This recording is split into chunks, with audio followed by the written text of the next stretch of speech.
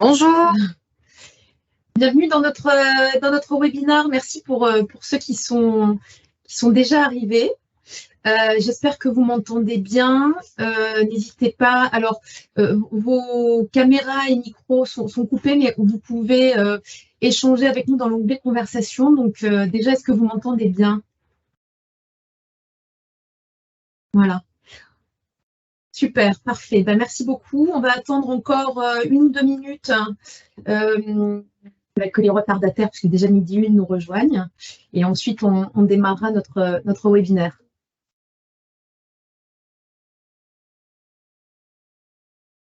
Alors, est-ce que vous voyez bien tous l'écran, le PowerPoint qui est affiché?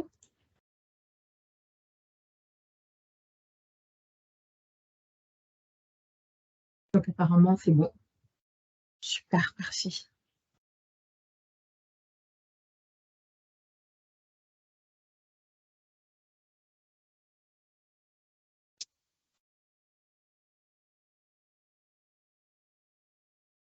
Écoutez, je vous propose qu'on démarre. Merci en tout cas déjà d'être présent avec nous pour ce webinaire sur la thématique du bilan de compétences. Alors en préambule sur les aspects un petit peu plus logistiques, on va passer à peu près 1 heure ensemble. On prévoit 45 minutes de présentation et 15 minutes pour répondre à vos questions. Alors n'hésitez pas au fil de l'eau à poser vos questions dans l'onglet conversation. On pourra prendre aussi certaines questions, bien sûr, au fil de l'eau, mais en tout cas, sinon, on répondra à l'ensemble des questions sur le quart d'heure restant. Voilà.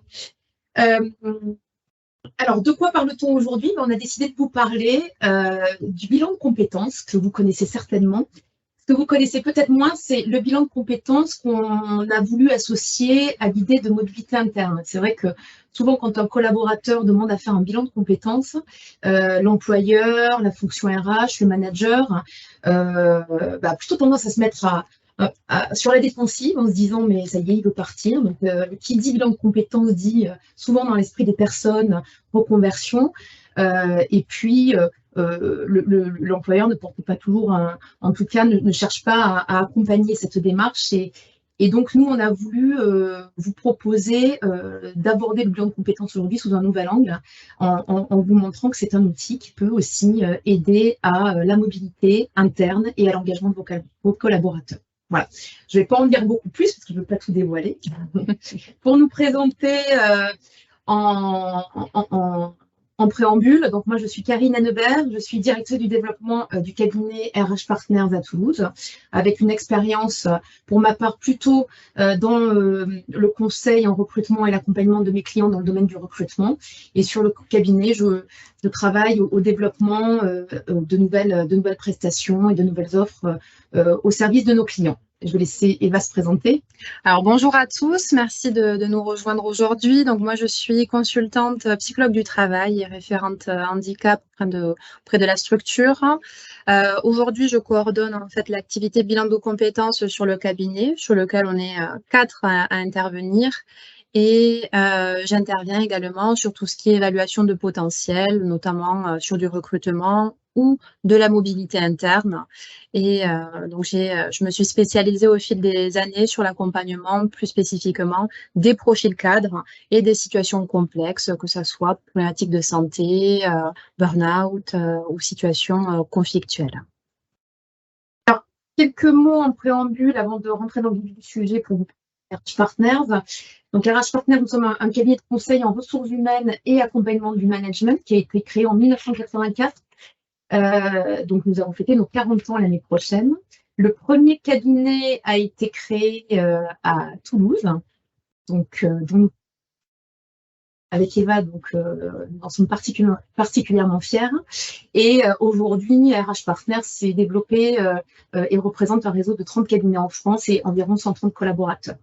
Donc, nos principaux métiers, le premier historique sur lequel on est souvent le plus connu, c'est l'accompagnement au recrutement, plutôt recrutement de cadres dirigeants via des approches directes de la chasse et de la sécurisation des évaluations, puisqu'on peut tout simplement intervenir quand vous avez déjà identifié le candidat, mais vous souhaitez sécuriser l'évaluation par des tests et des mises en situation notamment. Notre deuxième grand domaine d'activité et le bilan de compétences fait partie de ces démarches et l'accompagnement des évolutions de carrière et des transitions professionnelles des collaborateurs. Donc, comment accompagner les collaborateurs pour les réengager, leur permettre de mieux savoir où ils en sont dans leur évolution professionnelle tout au long de leur carrière et y compris dans l'accompagnement au départ, parce que le départ s'accompagne. Et donc, on propose dans ce cadre-là aussi des prestations d'outplacement individuel ou collectif. Le troisième grand domaine d'activité et qui aujourd'hui sur lequel les entreprises se préoccupent et sont très sollicitées, c'est le développement du potentiel managérial, du leadership, en particulier dans des contextes de transformation. Et donc là, nous allons accompagner le manager et le dirigeant pour l'aider vraiment à conduire le changement dans son entreprise, améliorer sa posture. Et ça passe par du coaching individuel, collectif, des accompagnements d'équipe pour les aider à se fédérer autour de leurs dirigeants et de la formation managériale. Et le dernier grand domaine d'activité est le conseil RH. Donc là, on va accompagner nos clients TPE, PME dans la structuration de leur processus, de leur organisation, de leurs organigrammes pour clarifier les fonctions de chacun. Et dans ce cadre-là, nous avons développé une offre de RH externalisée à temps partagé. Et donc tout cela est sous-tendu par une volonté de qualité forte, puisque nous sommes Calliope pour justement les bilans de compétences et AFNOR dans toute la partie recrutement avec un engagement fort sur l'inclusion dans le cadre, nous sommes signataires de la charte de la diversité. Voilà. Donc, puisqu'on n'est pas là pour parler que de RH Partners, mais bien du bilan de compétences, donc je vais laisser la parole à Eva. Alors déjà, bonjour à ceux qui nous ont, nous ont rejoints. Ne vous inquiétez pas, le webinaire est aussi enregistré, donc on vous le postera pour ceux qui sont arrivés peut-être un petit peu plus en retard ou ceux qui ne peuvent pas rester jusqu'au bout. Alors, justement, pour débuter ce webinaire, ce qui est important, c'est de bien comprendre ce que c'est, en fait, que le bilan de compétences, puisque le bilan de compétences, généralement, c'est connu par la plupart d'entre nous, c'est simple, c'est basique, mais souvent avec certaines idées reçues. Donc, l'objectif est de pouvoir refixer ensemble un cadre, voilà, sur globalement et rapidement ce que c'est que le bilan de compétences, pour que vous puissiez vous projeter ensuite sur l'utilisation. Alors, le bilan de compétences, c'est déjà une prestation qui est réglementée, qui est encadrée en fait par le Code du travail. Donc, c'est tout simplement une action de formation professionnelle qui a pour objectif d'analyser à la fois les compétences professionnelles, c'est-à-dire les savoir-faire, mais aussi les compétences personnelles, relationnelles des individus, identifier aussi leurs aptitudes, leur potentialité en termes d'évolution de projection, leur motivation pour définir un projet professionnel. Ce projet professionnel peut très bien aboutir ou pas à un projet de formation. Donc ça, c'est l'essence même du bilan de compétences, de définir un projet. Généralement, un aspect qui est aussi bien connu du bilan de compétences, c'est une prestation qui se fait en 3 grandes étapes. La première étape, c'est celle qui va être peut-être la plus rapide, c'est vraiment fixer quel est le cap, fixer quels sont les objectifs, le fil conducteur que la personne souhaite atteindre en fait dans son bilan. La deuxième phase, souvent la plus longue, c'est la phase d'investigation. Sur cette phase d'investigation, généralement, on va faire à la fois un bilan professionnel avec moi ce que j'appelle une cartographie des compétences, mais aussi un bilan plus personnel sur quels sont les atouts, les leviers, les forces, mais aussi les points de vigilance de la personne. Sur cette phase d'investigation, vous allez avoir justement des outils, des tests que la personne va pouvoir réaliser, mais pourquoi pas aussi des immersions, des enquêtes. Donc, le bilan de compétences, c'est aussi une prestation, c'est pas que des rendez-vous, c'est aussi très outillé. À la fin de cette deuxième phase, généralement, sont établis un ou plusieurs projets professionnels, une ou plusieurs pistes. fois qu'on a identifié ces pistes, on bascule sur la dernière phase du bilan de compétences, qui est la phase de conclusion. Et c'est vraiment celle qui va être aussi une phase charnière, c'est-à-dire identifier par rapport aux pistes et aux projets quels sont les leviers de la personne pour réussir, quels sont peut-être les freins, que ce soit au niveau personnel, au niveau formation, au niveau interne, pour pouvoir formaliser ensuite un plan d'action et le timer en fait, timer la mise en œuvre sur plusieurs mois ou plusieurs années parfois. Un aspect aussi là que je n'ai pas noté, mais qui est important, il y a une phase de suivi en fait au bilan de compétences, qui est d'autant plus réglementée aujourd'hui qu'avec Calliope, c'est vraiment un point qui est attendu et important, c'est-à-dire 6 à 9 mois après la fin du bilan, de pouvoir aussi revoir peut-être le plan d'action, les modalités de mise en œuvre avec la personne, et d'avoir ce suivi de la mise en œuvre. Ça, c'est important. Donc voilà, le bilan de compétences, on est sur quelque chose de réglementé, une prestation qui reste aussi confidentielle et avec vraiment un cadre de neutralité bienveillante. Alors, pour continuer justement sur ce que c'est que le bilan de compétences, là, on a souhaité rentrer un petit peu plus pour vous dans le détail sur justement des résultats concrets, concrètement qu'on a sortis, nous, de nos enquêtes internes, donc sur 2022, des personnes qu'on a pu accompagner. Ça représente un effectif d'une soixantaine de personnes, et de comprendre en fait quels sont les moteurs à l'entrée en bilan de compétences. Les résultats montrent en fait qu'il y a 2 grands moteurs pour mobiliser un bilan de compétences. C'est trouver de nouvelles pistes professionnelles et faire un point sur sa carrière. Donc là, généralement, on entend les personnes lors d'un premier rendez-vous qui est souvent gratuit pour pouvoir présenter le bilan, bien analyser la demande et les besoins de la personne. C'est souvent, voilà, j'ai fait le tour de mon poste, je sais pas où j'en suis, j'ai envie de formaliser ou d'y voir plus clair dans mes idées, dans mon projet. Donc il y a vraiment cet objectif d'aide à trouver une solution que les personnes n'envisagent pas forcément seules, ou peuvent avoir aussi du mal à envisager parfois avec leur service RH. Il y a d'autres objectifs et d'autres moteurs aussi à la mobilisation du bilan. Souvent des moteurs aussi pour se rassurer, pour légitimer ou crédibiliser peut-être son profil, que ça soit en ayant une meilleure vue de ses compétences, mais aussi en reprenant confiance en soi.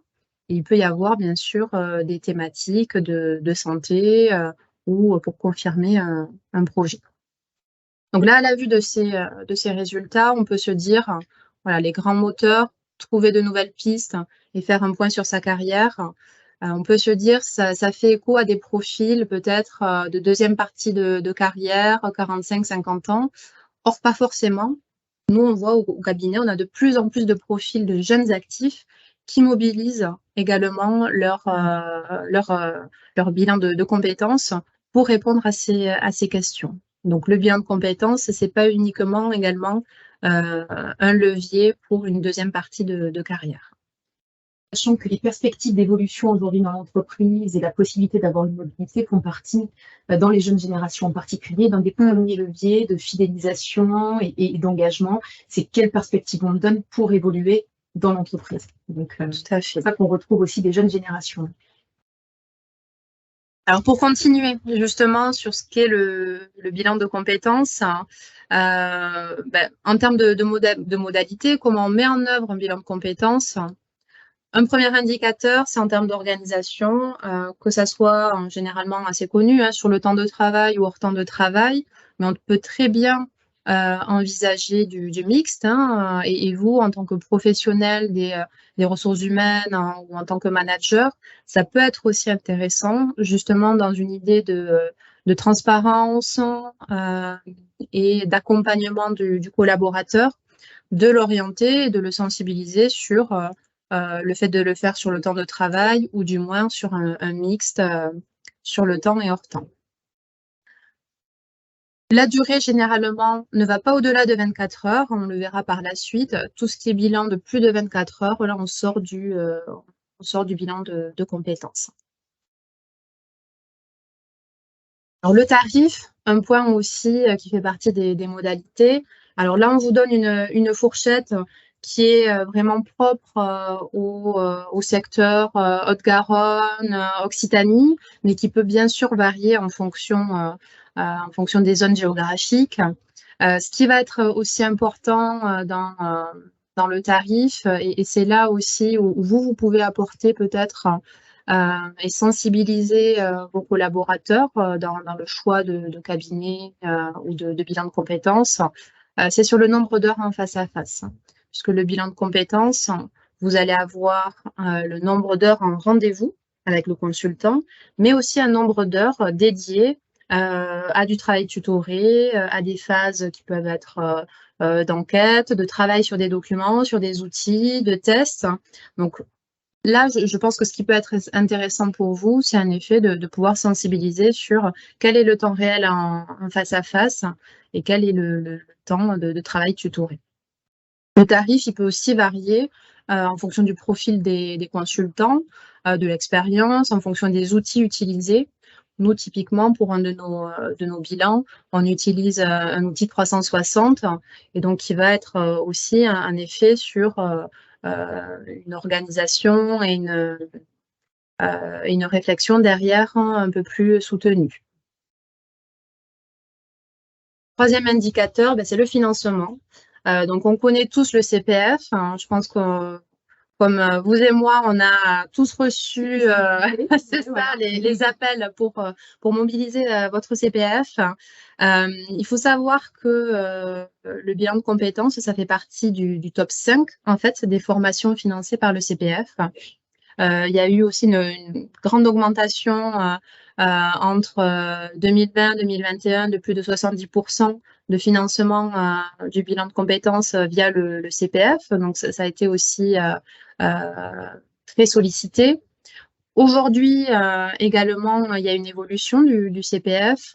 Le décret n'est pas encore paru, mais on va voir sûrement un reste à charge pour le bénéficiaire, donc qui sera proportionnel au coût de la formation.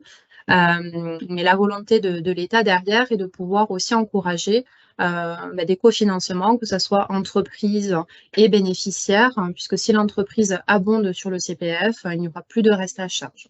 Donc, il y a vraiment cette idée aussi de pouvoir vraiment faire de la collaboration et une transparence entre l'entreprise et le bénéficiaire qui souhaite utiliser son CPF. Le plan de développement des compétences, ça, on va le voir aujourd'hui. Vraiment, le bilan de compétences peut être un des outils parmi lesquels vous pouvez justement intégrer la mobilité interne pour vos collaborateurs. À titre d'exemple, nous, sur RH Partners, en 2022, on avait un quart de nos bilans qui étaient accompagnés par les entreprises. Donc, il y a vraiment des entreprises qui utilisent le bilan dans le levier de mobilité interne. D'autres financements sur lesquels on ne va pas forcément passer trop longtemps, mais certains OPCO aussi en finance. Et puis, il y a aussi l'autofinancement. Donc, ça, on pourra revenir par la suite si vous avez des questions. Alors, une fois qu'on a vu ce que c'était, que le bilan de compétences, on s'est dit, pour mieux comprendre ce que c'est, comprenons aussi ce que ça n'est pas. Dans l'idée, parmi nos échanges avec les RRH, les chargés de formation, souvent on avait des retours de oui, mais le bilan de compétences, derrière, ça renvoie à l'image que peut-être le collaborateur veut partir, moi je ne veux pas l'aider. Voilà, pas forcément. On a vu la définition du bilan de compétences. Et en fait, à aucun moment, il y a un accompagnement à la recherche d'emploi. Donc ça, on l'a vu, l'essence même du bilan, c'est définir un projet, définir les modalités pour accéder à ce projet, mais pas accompagner la mise en œuvre de ce projet. L'accompagnement à la recherche d'emploi, ça peut être une prestation qui est différente, notamment l'outplacement, puisque l'outplacement, là, on est vraiment sur du repositionnement professionnel. Donc, ça va être vraiment que l'objectif soit d'accompagner un retour rapide à l'emploi. Alors, bien sûr, on peut retrouver un bilan de compétences dans l'outplacement, mais là où le bilan va être sur 2 à 4 mois, l'outplacement, on va être plutôt entre 6 et 12 mois. Donc, on n'est vraiment pas sur tout ce qui va être collecte d'offres, valoriser son profil auprès des réseaux sociaux professionnels, simulation d'entretien. Là, on n'y est pas. Ce n'est pas non plus du coaching, puisque typiquement, vous pouvez rencontrer tout de même des coachs qui réalisent des bilans de compétences. Alors, attention, là aussi, il ne faut pas que le bilan de compétences devienne forcément voilà, du coaching caché, hein, puisque ça a aussi une réelle valeur, hein, le coaching. Donc, le bilan de compétences peut être une première amorce à un développement personnel et peut ensuite, comme il peut ensuite découler aussi sur du coaching. Mais il n'y a pas de coaching durant le bilan. Le bilan de compétences, c'est aussi différent du CEP.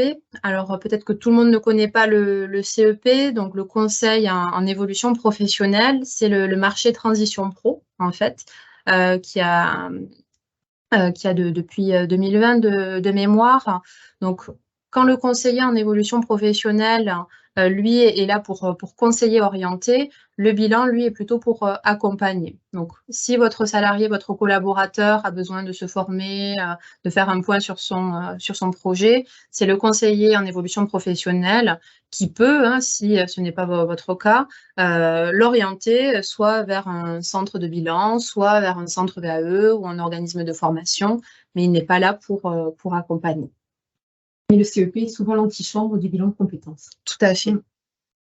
Pour vous présenter aussi les autres formes de bilan, pour bien comprendre la différence avec le bilan de compétences, je vous propose que Karine vous le présente.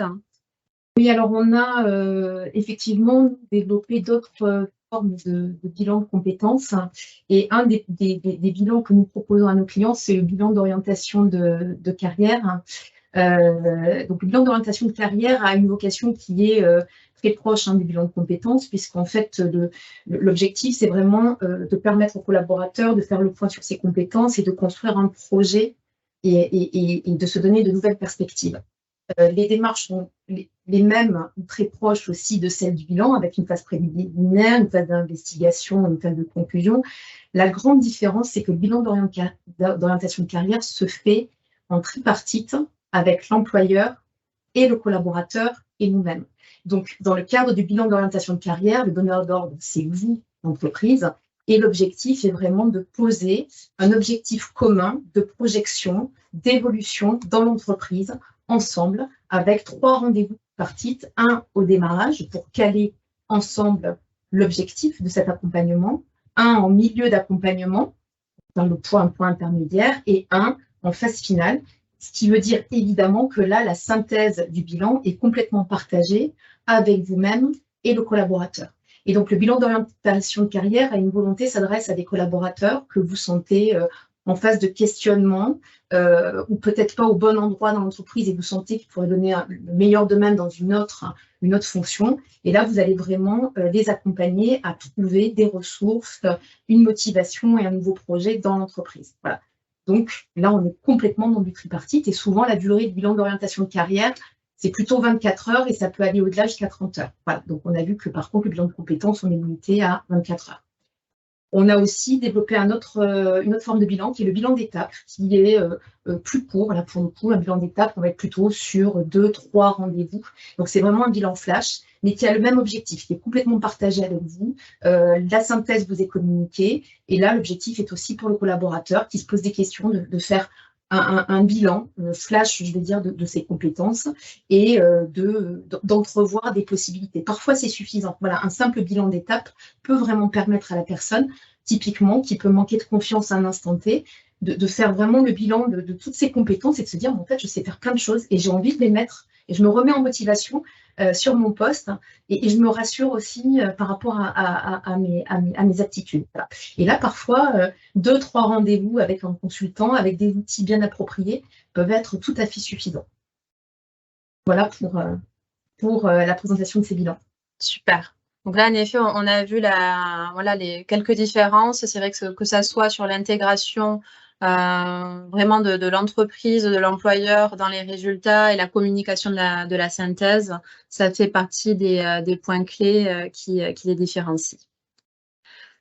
Alors, ce qu'on a souhaité aussi vous présenter, c'est en fait, quand prescrire un bilan de compétences, dans quelle situation vous pouvez vous dire, voilà, ce collaborateur, justement, je pense qu'un des outils, peut-être, un des leviers qui serait intéressant pour trouver une solution commune serait le bilan de compétences. Alors, ça ne vous gêne pas trop, mais Je ne sais pas s'il y avait une manifestation aujourd'hui de prévue. Alors, on a recueilli quelques situations en fait que nous, notamment au cabinet, on peut rencontrer, sur lesquelles on intervient.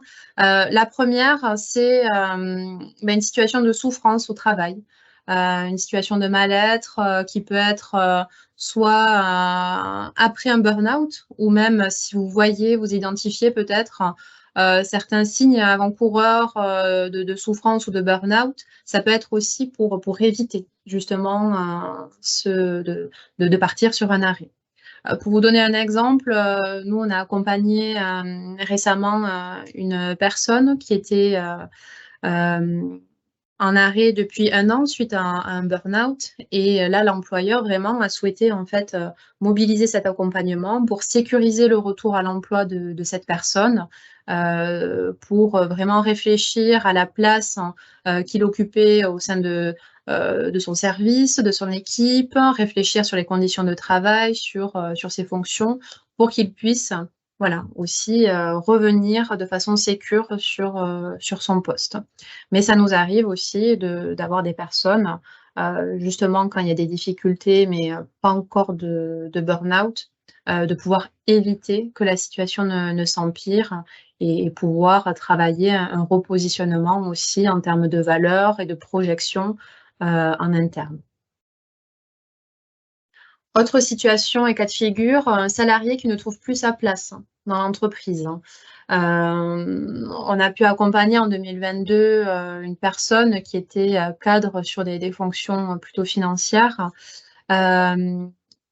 Suite à une réorganisation, son poste était voué en fait à disparaître dans 1 an, ce qui laissait quand même du temps pour se projeter sur autre chose, sauf que la personne en fait n'arrivait pas du tout à se projeter. Même elle était en fait en attente de son service RH pour lui proposer un poste. Donc là, le bilan de compétences, ça a été vraiment un travail pour se réapproprier aussi son parcours, pour être force de proposition, identifier ses compétences transférables. Et en fait, la solution qui a été trouvée, c'est de pouvoir se réorienter sur une autre filière de son entreprise pour plutôt aller sur un poste sur la partie immobilière. Parce qu'en fait, dans ses compétences, elle avait pu développer aussi ce savoir-faire, ses connaissances, mais qu'elle n'avait pas du tout identifié auparavant.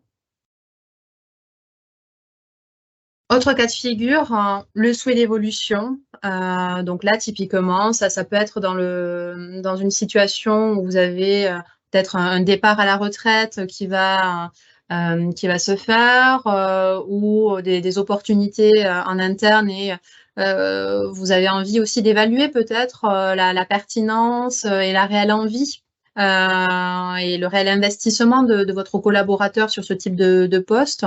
Le bilan de compétences peut être aussi intéressant, puisque ça va être vraiment là l'objectif d'évaluer le gap entre les compétences de votre salarié, les compétences du poste, de pouvoir aussi évaluer la faisabilité du projet, d'établir les étapes, le plan d'action pour pouvoir l'accompagner dans cette évolution, ou au contraire le repositionner sur un autre projet. Situation de réorganisation interne. souvent qu'il y ait une période de chamboulement et qui peut être aussi mal vécue par que ce soit le collaborateur, les équipes, la hiérarchie. On a accompagné une personne, nous, qui était cadre de la fonction publique, cadre administrative.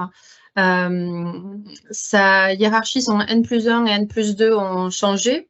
En plus, elle était située sur Toulouse, son N+1, N+2 sur Montpellier. Donc, en termes de communication aussi, de gros écarts et de grosses difficultés. Et là, le bilan de compétences, en fait, a permis aussi d'agir comme un outil de médiation, en fait. C'est-à-dire de pouvoir prendre conscience que cette personne était reconnue, était compétente, reconnue par sa direction pour ses compétences, de pouvoir se projeter aussi et prendre du recul et accepter le changement entre l'ancienne direction, la nouvelle, et ce qui lui a permis désormais de pouvoir rester sur son poste, rester dans son équipe, mais envisager une nouvelle forme de travailler ensemble avec son N+1 et son N+2. Le cas qui peut être aussi du maintien dans l'emploi, typiquement, on a accompagné aussi récemment une personne qui avait de gros problèmes de santé, qui n'avait jamais évoqué ces problèmes de santé à son entreprise, pas même non plus de reconnaissance travailleur handicapé. Donc là, le bilan de compétences, l'intérêt a été de pouvoir déjà identifier quels étaient les freins et peut-être les préjugés qu'avait la personne sur sa situation de santé par rapport à l'image que son entreprise pourrait en avoir. Et au final, au cours du bilan de compétences, le collaborateur a pu déposer son dossier auprès de la MDPH, donc de se faire reconnaître en tant que travailleur handicapé. Et ça a permis aussi à l'entreprise d'y voir plus clair, puisque les tensions qu'il pouvait y avoir en interne étaient aussi dues à la situation de santé qui était cachée, et donc de retravailler ensemble des conditions de travail et une projection qui était plus réaliste. Un dernier point aussi, en termes de situation, si un collaborateur peut-être n'envisage plus forcément de rester, si vous voyez malgré toutes les propositions, les solutions apportées, il y a peut-être en termes de valeur, en termes de projection, de vision, voilà, qui n'est plus forcément partagée par les deux côtés, le bilan de compétences, ça peut être aussi pour vous un outil de marque employeur, c'est-à-dire de faciliter aussi le départ d'un collaborateur sortant. C'est valoriser aussi votre image en termes d'entreprise. C'est montrer que vous sécurisez son parcours. Ça peut être tout à fait en complément aussi d'un outplacement pour sécuriser le parcours. Mais du moins, le collaborateur sortant sait qu'il est soutenu et qui part dans de bonnes conditions. Donc parfois, ça permet aussi quand il y a des tensions, de pouvoir aussi sécuriser les départs et parfois baisser aussi l'animosité. Alors Eva, on a une question, tu parlais des souhaits d'évolution et de l'utilisation du bilan comme la possibilité d'envisager une projection d'évolution. Il y a Lucas qui nous demande s'il n'est pas mieux d'utiliser finalement la mise en situation. Est-ce que la mise en situation n'est pas plus appropriée quand on veut évoluer le potentiel d'une personne? Alors voilà, est-ce que le bilan, pour moi, le bilan ne sert pas forcément à évaluer le potentiel, c'est deux choses différentes. Alors, sur le bilan de compétences, on peut très bien en fait envisager des mises en situation ou des enquêtes, que ça soit en interne sur des vies-ma-vie, que ça soit auprès, nous aujourd'hui on accompagne une entreprise qui souhaite justement valider un potentiel d'évolution et accompagner son salarié sur un poste managérial.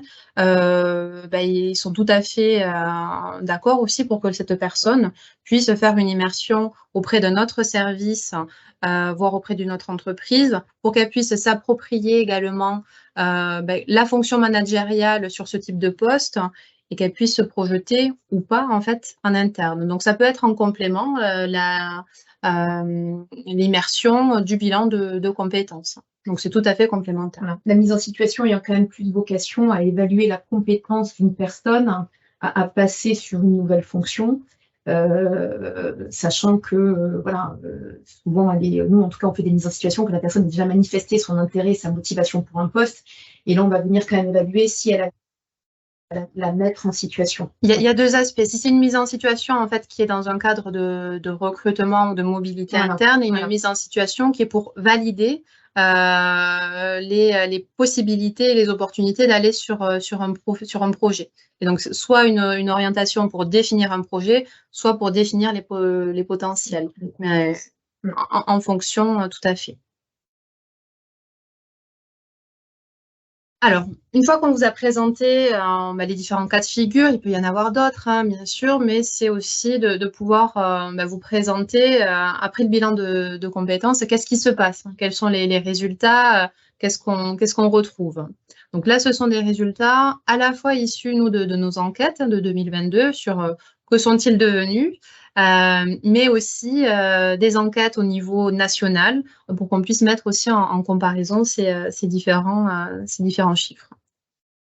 Alors après un bilan de compétences, nous, ce qu'on a identifié, c'est que 83% des personnes accompagnées ont une vision plus claire de leur évolution professionnelle. Donc là, ce qui est intéressant, c'est quand on repense en fait aux moteurs et aux objectifs qui mobilisent les personnes dans un bilan. On avait trouvé une nouvelle piste, faire le point sur mon parcours. Et donc là, on répond totalement à ces deux moteurs. On vous a mis également en exemple les 4 grandes résolutions, généralement, nous, qu'on identifiait à la fin des bilans de compétences, donc sur les personnes, ce qu'elles envisagent après le bilan. On voit qu'on a changé d'environnement, donc c'est pas uniquement changer d'entreprise, mais ça peut être changer de service, changer de filiale dans le groupe, évoluer ou changer de métier. Se former, donc on a vraiment le côté développement des compétences tout au long de la vie, et rester sur son cœur de métier. Donc là, c'est aussi intéressant puisque ça fait partie quand même des résultats et de nombreux bilans. Parfois, le bilan de compétences permet aussi de se rendre compte à la personne, en prenant du recul, en prenant de la hauteur. Oui, en fait, ce que je fais, mon cadre de travail me correspond et j'aime ça, et j'ai envie d'y rester, de m'y projeter et de m'y investir encore plus. À la vue de ces résultats, avec Karine, on s'est dit, bon, ok, très bien, mais ce qui serait aussi intéressant, c'est par rapport aux bilans qui ont été accompagnés par les entreprises, est-ce qu'il y a des résultats différents ou est-ce qu'on est sur la même proportion? Alors là, on parle des bilans qui ont été financés par l'entreprise et pas par le CPF du collaborateur. C'est ça, voilà. Donc, pour les bilans financés par l'entreprise, en fait, on voit qu'il y a une inversion des tendances, c'est-à-dire beaucoup plus de projections à la fin du bilan pour évoluer et changer de métier et là en interne, et moins pour changer d'environnement, que ce soit de service, d'entreprise ou de filiale.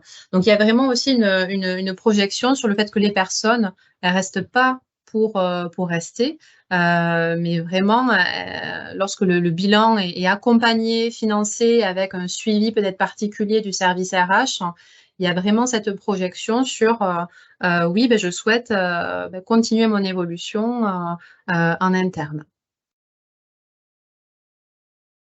Alors, ce qui est aussi important, et là, on a fait une étude un peu plus sur le long terme, c'est 6 à 9 mois après le bilan de compétences, on se rend compte que finalement, il y a toujours 3/4 des personnes qui sont dans leur entreprise. Donc, le 1/4, je pense qu'on peut aussi l'expliquer si vraiment des personnes souhaitent partir et que les liens sont rompus. Malgré les solutions, les propositions, voilà, les chemins devront se séparer. Par contre, il y a quand même la majorité, 3/4 qui se réinvestissent et qui restent dans leur entreprise. Et ça, c'est ce qu'on a vu et qu'on a mis en lien en fait avec les résultats nationaux. On voit vraiment une tendance en fait qui est plutôt au réaménagement de la vie professionnelle. On entend beaucoup équilibre vie pro, vie perso, plutôt qu'à de la reconversion totale ou à un changement d'entreprise. La personne revoit plutôt ses priorités personnelles, elle repense aussi sa relation au travail, mais pas forcément pour un engagement moindre. Mais en tout cas, elle retrouve des équilibres globaux et donc, j'imagine, de la motivation. Tout à fait. On peut le souhaiter. Alors pour continuer, un point sur les atouts et limites du bilan de compétences et notamment quand il est accompagné par l'employeur. Un des premiers atouts, c'est, on en a parlé, de pouvoir l'intégrer à la marque employeur. Ça va être vraiment une visibilité et c'est montrer que vous accompagnez, vous soutenez, vous êtes présent pour vos collaborateurs. C'est un outil aussi de la GEPP. Concrètement, en effet, vous avez peut-être une vision sur les compétences professionnelles du salarié, mais le bilan de compétences ne va pas uniquement se fixer sur une évaluation au niveau professionnel. On va faire aussi une évaluation des compétences plutôt sur la partie extra-professionnelle, si votre collaborateur est peut-être président d'une association, d'un club sportif ou autre. Ça peut permettre, voilà, de faire ressortir des compétences pro et relationnelles personnelles aussi complémentaires pour vous. Ça participe au climat social et ça, c'est aussi un réel moteur qu'on voit. Ça participe voilà, vraiment à cette paix sociale, hein. Sur des situations, souvent le bilan de compétences, on ne le mobilise pas par hasard. C'est souvent qu'il y a soit une problématique en lien avec la personne, soit une problématique relationnelle peut-être avec l'équipe, la direction. Et ça permet vraiment, voilà, de faciliter, de retrouver de la communication et de participer au climat. C'est un outil de prise de recul, ça on l'a vu également. Généralement, c'est plus facile d'entendre certaines choses par une tierce personne qui est neutre, hein, puisque c'est le rôle vraiment du consultant, d'être en neutralité, en prise de hauteur et de permettre aussi à la personne qu'on accompagne de prendre cette hauteur et de se détacher entre l'émotionnel, le vécu qu'il y a dans l'entreprise sur son poste, de prendre de la hauteur pour se projeter vraiment de façon aussi objective et réaliste sur l'avenir. Rendre le salarié acteur de son parcours et ça, personnellement, c'est un des atouts qui est pour moi le plus important parce qu'on rencontre trop souvent des personnes qui sont un petit peu dans l'attente. Mon service RH ne me propose pas de poste ou j'ai fait des candidatures, j'ai pas été retenue, on m'a pas donné d'explication. Bon, là, c'est aussi le bilan de compétences, un moyen de rendre acteur vraiment le collaborateur, d'être force de proposition, de ne plus être dans cette position attentiste. Et c'est un outil qui est à la main aussi du coup des managers pour amener les collaborateurs aussi à se rendre acteurs de leur parcours. Que souvent on attend beaucoup de son manager et il faut bien avoir en tête que rappeler aux salariés qu'eux aussi peuvent être acteurs de leur évolution et de leur parcours. Et dernièrement, le bilan de compétences, vous l'avez vu, c'est assez simple et même basique à mettre en place et donc vraiment facile d'accès. Alors, il existe tout de même quelques limites et c'est aussi important pour bien le mobiliser de les connaître et de les savoir. La première limite, c'est bien évidemment le niveau d'investissement du salarié dans son bilan de compétences. C'est pour ça que c'est essentiel de faire vraiment un bilan de compétences et que la personne soit volontaire. Voilà, c'est la première des choses. C'est à ça que sert aussi le premier rendez-vous, généralement, qui permet de prendre connaissance des besoins, des attentes de la personne, de lui présenter ce que c'est que le bilan de compétences, qui puisse aussi avoir le feeling avec le consultant. Ça, c'est aussi clairement important pour vraiment avoir cette adhésion et cet investissement sur le bilan. Ça dépend également de l'orientation du consultant, que ça soit un psychologue, un coach ou un autre consultant. Chacun va pouvoir apporter peut-être sa pierre à l'édifice Et généralement, je vous l'ai dit tout à l'heure, le bilan de compétences, c'est aussi un temps voilà, d'instabilité pour la personne, un temps où on manque de confiance en soi, on peut se questionner vraiment aussi en profondeur et se questionner parfois plus globalement sur sa vie personnelle. Et c'est là parfois aussi en fonction de certaines thématiques ou problématiques et vécues de la personne qui peut être intéressant pour vous de la réorienter sur certains spécialistes, peut-être voilà, sur des cabinets qui vont faire appel à des psychologues du travail, où là justement il y a une valeur peut-être supplémentaire, ou certains cabinets qui peuvent avoir à la fois des psychologues, des coachs, des consultants sur d'autres domaines, des référents handicap. Voilà, ça c'est aussi important de bien choisir l'orientation du consultant. Ça va dépendre également du temps en face à face, qui peut être variable. Donc ça, on l'a vu, le bilan, c'est maximum sur 24 heures. Mais sur ces 24 heures, vous pouvez avoir certains cabinets qui vont faire 8 heures en face à face et d'autres qui vont en faire 19 ou 20. Donc là, bien évidemment, le travail qui va être approfondi, les outils employés, le temps d'accompagnement et la qualité derrière de construction et de faisabilité des pistes peut être aussi influencé par, voilà, par le temps face à face.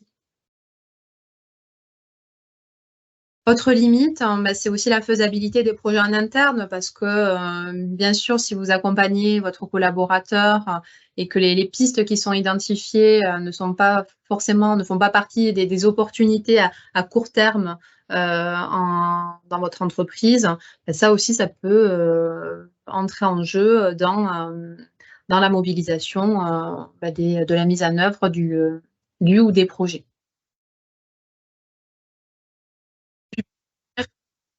Je redis, mais il n'y a pas d'obligation en fait de communiquer la synthèse quand on est sur un bilan de compétences. C'est là où vous allez avoir la différence avec un bilan d'orientation de carrière ou un bilan d'étape.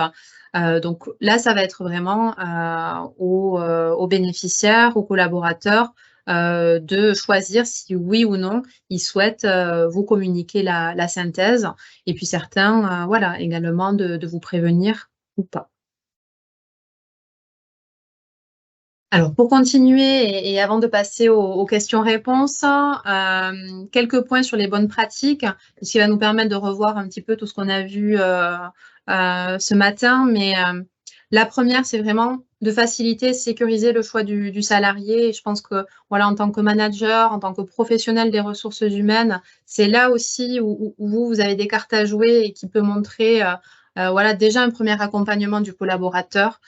C'est par référencement ou par contrat cadre, les orienter déjà sur des cabinets peut-être que vous connaissez ou sur des consultants avec qui vous avez déjà peut-être mis en place des bilans ou vos collaborateurs ont déjà fait des bilans de compétences et vous ont dit « Ah oui, tel cabinet, ça s'est plutôt bien passé ». Et là, c'est un effet généralement intéressant de pouvoir rencontrer pour les personnes voilà, 2 à 3 consultants, donc ça peut être au sein du même cabinet ou sur plusieurs cabinets, mais vraiment d'avoir ce référencement. Soit vous êtes financeur effectivement du bilan, et là c'est plutôt la logique de référencement, c'est-à-dire que vous allez orienter vers des cabinets avec qui voilà, vous avez mis en place des partenariats. Soit vous envisagez plutôt que la personne mobilise son CPF, mais vous pouvez tout à fait être prescripteur pour l'orienter vers des cabinets en qui vous avez voilà, donc c'est les deux positions, mais dans les deux cas, vous pouvez l'aider à sécuriser son choix. Tout à fait.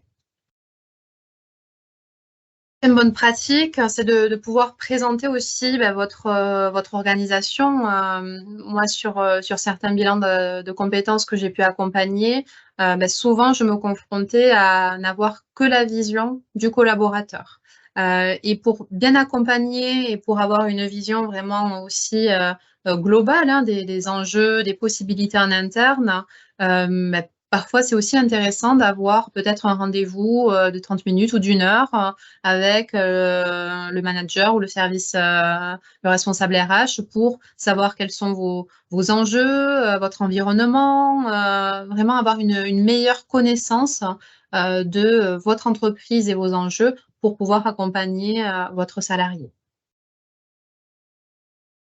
Autre bonne pratique, bah, c'est de pouvoir proposer, on l'a déjà dit, le bilan sur le temps de travail, hein, c'est vraiment un levier aussi de transparence, hein. Même si le bilan de compétences n'est pas forcément proposé ou financé par vous, de pouvoir faciliter, aider votre collaborateur à le faire sur le temps de travail. Pour vous également, ça sera un levier pour avoir la synthèse, hein, et pouvoir échanger sur les projections du salarié.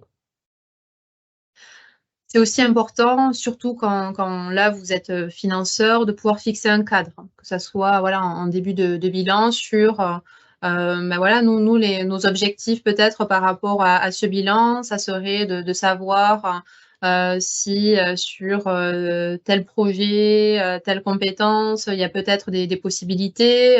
On est là aussi pour t'appuyer en interne, pour communiquer des informations. Ça permet vraiment de sécuriser. Et pour aller plus loin, c'est aussi assurer le suivi. Donc, que ça soit en cours de bilan, mais aussi à la fin du bilan, de pouvoir faire un point une fois que la personne a terminé sur voilà, je te propose qu'on échange sur ce qui a pu découler du bilan de compétences, comment tu te projettes aujourd'hui, quelle évolution tu as vue, toi, dans ton positionnement, dans ta représentation, comment tu te projettes, hein, ce qui permet aussi aux collaborateurs de se sentir soutenu et de se projeter plus facilement en interne. Et puis, dernier point, c'est de donner accès aux informations aussi, que ce soit fiche de poste, programme, projet à venir, ça, que ce soit aux consultants ou aux collaborateurs directement. C'est aussi un gage de bonne pratique, hein, et facilitant pour la suite. Alors, je ne sais pas, je ne vois pas les questions, mais si vous avez des questions, voilà, des interrogations, n'hésitez pas. Il nous reste 10 minutes. Oui, alors on a une question de Lucas qu'on n'a pas traitée tout à l'heure. Tu l'as un petit peu évoqué, mais c'est comment choisit-on le conseiller qui va réaliser le bilan, sur quels critères, quels sont peut-être les conseils que tu donnerais pour choisir le consultant? Oui. Alors, le choix du consultant, ça va se faire. Il y a une grosse partie qui peut être du feeling, hein, parce que ça, c'est important de se sentir en confiance. Mais c'est surtout aussi par rapport à l'expérience du consultant et par rapport on parlait de l'orientation, mais sur des profils, nous, qu'on reçoit où il y a une sortie de burn-out, généralement, on va plutôt orienter vers des psychologues du travail qui sont formés pour faire face à ce type de problématiques voilà, professionnelles. Donc, c'est en fonction du profil. C'est ça, du handicap, mais parfois, si le salarié a une expérience sur tel domaine d'activité et que dans notre cabinet, on a un consultant qui a aussi une bonne connaissance de ce domaine d'activité-là, ça peut être intéressant justement qu'il accompagne parce qu'il peut y avoir un approfondissement sur cette thématique, ou si justement la personne souhaite identifier d'autres champs des possibles, d'orienter sur d'autres consultants. Donc là, c'est vraiment aussi le rôle de chaque cabinet, en fonction du recueil, du profil et des besoins de la personne, de pouvoir réorienter sur différents aussi consultants. En tout cas, au sein de RH Partners, on a différents profils, coach, psychologue du travail. Et donc, c'est vrai qu'en général, quand un premier contact n'est pas toujours le bon, on rebondit sur un deuxième consultant. C'est important vraiment que les deux parties se choisissent, hein, et que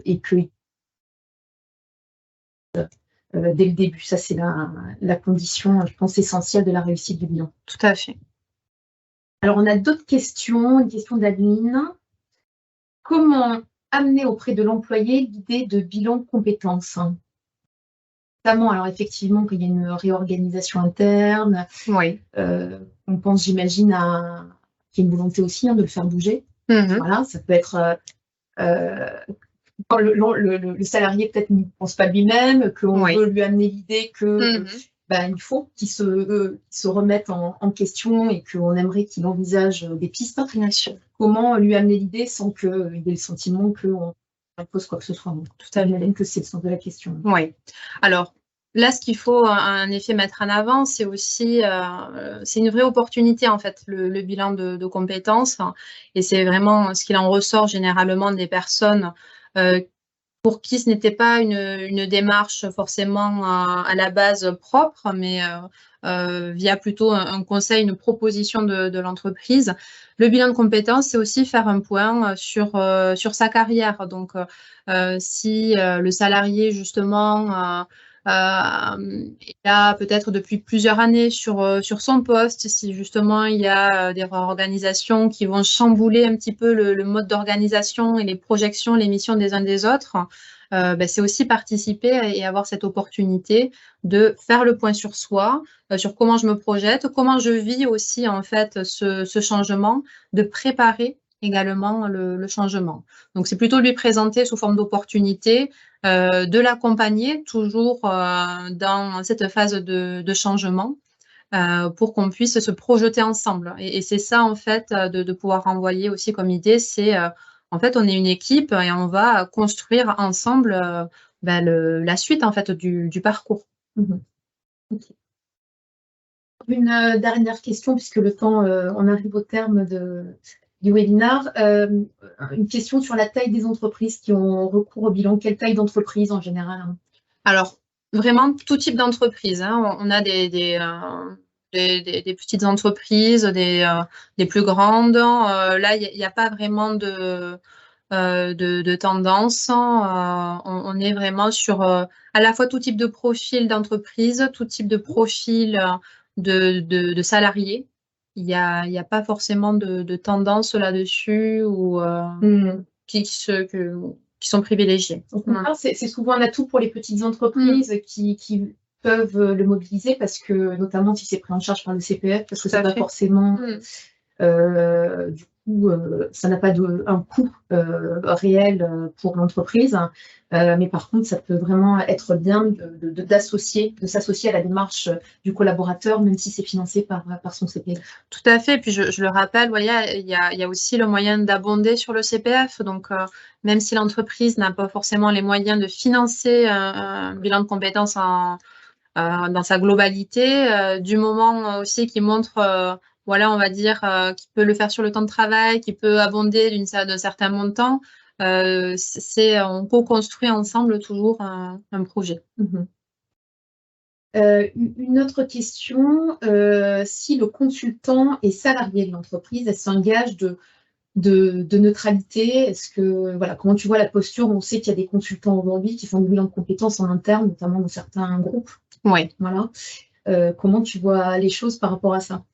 Alors, si la question est d'accompagner dans l'entreprise même un salarié, pour moi, il y a quand même là, en termes de confidentialité et surtout d'engagement de la personne, l'intérêt de faire appel en fait à quelqu'un d'extérieur, hein, un cabinet, c'est vraiment la neutralité. Et en termes de relations de confiance, ce qui va pouvoir se créer, c'est aussi important. Donc, c'est pour ça que je parlais au début du webinaire de neutralité bienveillante, même si le consultant interne est bienveillant, la projection du salarié sera toujours, voilà, c'est ça, plus méfiante. Donc vraiment pour réussir, c'est aussi voilà, faire confiance parfois à l'externe pour pouvoir faciliter une projection en interne. Je dirais que ça dépend aussi de l'état d'esprit en complément du collaborateur. Si c'est un collaborateur qui déjà voilà, se pose des questions, vous sentez qu'il n'est pas à l'aise, qu'il y a un problème voilà, relationnel dans l'entreprise, franchement, c'est à déconseiller. Mais bon, il peut y avoir un premier niveau d'accompagnement qui se fait en interne, hein, sur des réflexions, justement, sur certains postes. Mais quand vous sentez en effet que le collaborateur peut-être a certains freins, voilà, ça sera toujours plus facile d'aborder des freins qui peuvent être aussi parfois personnels ou relationnels avec quelqu'un d'extérieur qu'avec quelqu'un tout de même qui est en interne. Super, on a fait le tour des questions. Parfait timing. Merci beaucoup, Eva, de ton intervention. Merci à tous d'avoir pris le temps de nous écouter aujourd'hui. J'espère que ça vous aura donné une meilleure idée de ce qu'est le bilan de compétences, de ce que n'est pas le bilan de compétences et comment vous pouvez vous action et être partie prenante aussi pour que ce soit un vrai outil pour vous d'engagement et de mobilité de vos collaborateurs. Si vous aviez des questions complémentaires à nous poser, si vous souhaitiez à l'issue de ce webinaire échanger avec nous, vous avez ici nos adresses mail qui s'affichent et de toute façon ce webinaire a été enregistré, donc il sera posté sur nos réseaux sociaux, sur notre page LinkedIn, RH Partners notamment. Et donc, n'hésitez pas à aller le consulter et si vous le souhaitez, on pourra vous envoyer le replay de ce webinaire. Voilà. Merci à tous de votre présence, de votre participation. Et puis, on vous dit à très bientôt pour un prochain webinaire. Merci beaucoup. Au revoir.